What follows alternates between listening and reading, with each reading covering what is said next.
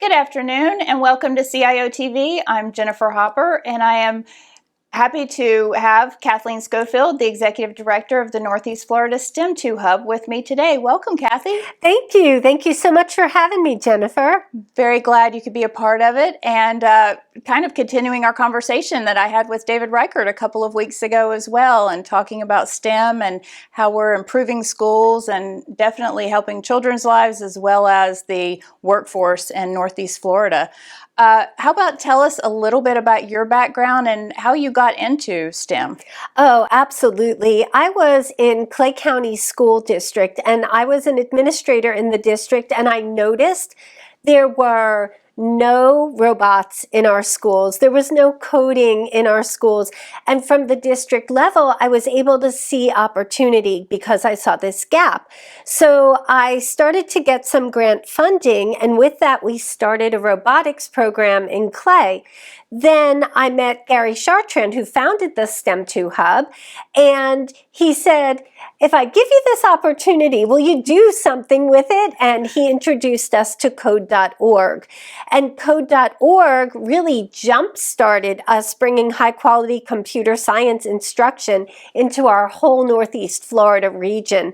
So I did that work while I was in Clay, and I think that's when I first met you and David. Yes. As a matter of fact, I came up and presented at the board meetings a few times, and then before I knew it, Gary had recruited you. Gary had recruited me. He's one of those people that you just don't say no to. And he asked for help in helping take what we were doing at a small scale in Clay and amplify it across the region for the benefit of more kids. And I made that decision to join STEM2Hub, and I haven't looked back. That's amazing. You've done so many things in just the short few years that you've been with the STEM2Hub, even just the short time that the STEM2Hub has been around.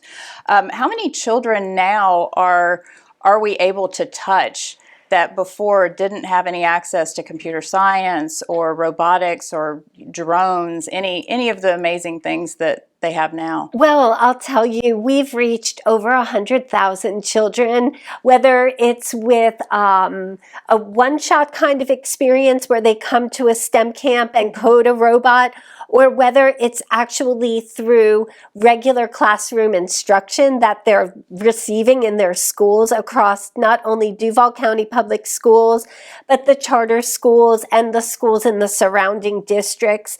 So I'll tell you one little story. That 100,000, that's a huge number, but to me, in my heart, it comes down to every one of those children is a story. And my first week at the STEM2Hub, my job was to go to Rains High School and find someone who was willing to take computer science training and teach computer science. And that was around 2017. Mm-hmm. Well, that class, a young lady came up from 8th grade, went into that class, and she actually is graduating now. She is taken 4 years of computer science courses, and she's one of 250 children in the country who is receiving the Amazon Future Engineer Scholarship. The girl got a $40,000 scholarship to pursue computer science. And last report, she's got several options, but we think she's leaning towards UNF, College of Computer Science. So we'll be following her and tracking her. So while the numbers are big, we think about the lives that are changed because of the work and commitment of our board of directors to make sure that an organization like ours exists to be able to get in there and do this work. Right, and the odds that she would have even gone into any level of IT is very unlikely if she hadn't had that opportunity. Yes, yes, and that's what the STEM2Hub has been able to do is, I would say, open the doors, but really we had to knock some of them down and then not go away. And that's really because of the tremendous support of the business community here, where we at the STEM2Hub can bring partners together to listen to what the workforce needs are. And then not only that, to help the districts who have so many other priorities and so many other ways that they're measured, to get them to listen and understand that, yes, it's important for our community, for our schools, and also for every single child who has an opportunity that just simply didn't exist 5 or 6 years ago. Right, and giving them, letting them know that there are different opportunities out there as well, things that they never would have thought of, like, Audit Max, for example. Most people, we're in IT consulting, but we do so many different things that also touch IT, and giving kids different avenues to be able to pursue all types of different careers. And I think everyone in the country is truly feeling the work shortage of not having enough of a workforce. And it's great to see these kids learning so much in Northeast Florida and returning to Northeast Florida as well to keep them here. We want that technology, and we want that that education to come back to our city as well. So it's an amazing thing, and I'm very happy and proud to be a part of it. And what you've accomplished in the time period is absolutely mind blowing.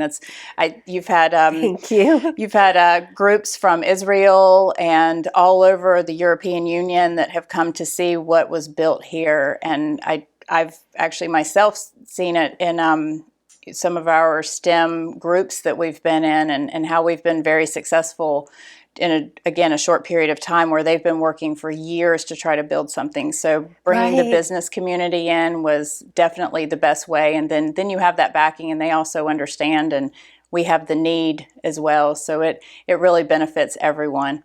It does. Yeah. It really does. There's so many communities like ours that are doing this work, and it's like such an honor that they look to us as a modeler. They come here to learn and to meet our board members and think about ways that they can do more than just fund one project here or something else over there, but rather when we all work together to identify the needs in our ecosystem, then we can be better listeners, we can make the programs better, and make the opportunities more relatable. And it's not just the students, it's also the teachers. You're doing the teachers a huge justice to teach them how to teach STEM, so that the students also understand, and it starts at the ground level. And I know you start even with the itty bitties and then go all the way up into high school and the STEP lab at UNF. Yes. As well. So it's getting everyone involved to really move forward and think more in the world that we're moving towards, because everything is IT at this point. It is. And, interestingly, one of the newer partnerships we started last school year is with Microsoft Philanthropy and TEALS. Mm-hmm. And what that does, it takes people from the business community and lets them actually co-teach alongside novice computer science teachers who aren't industry experts. So it's really like almost an apprenticeship. The teacher is learning, the students are learning from an industry person and learning about the amazing businesses here. So we're hoping to grow that program this year. Yeah, so getting volunteers for that, I know has been a big focus, and I think CSX and some of the other board members have really been a big part of that. And yes. Huge congratulations and thanks to them, as well as everyone else that sits on the board and spends the time, and hats off to you for everything that you've done. It's been amazing. It's been great to see the ride and how everything has come to fruition. And I know there's still a lot more to do. We're still absolutely closing the digital divide and making sure that every student has a device in their hand. Especially COVID made it very apparent that was necessary, but everything that you're doing is fantastic, and I know the community really appreciates it. Oh, thank you, Jennifer. Thank you. And I thank everyone for joining us today, and that's a wrap for CIOtv. And thank you, Kathleen, and we will see you next time.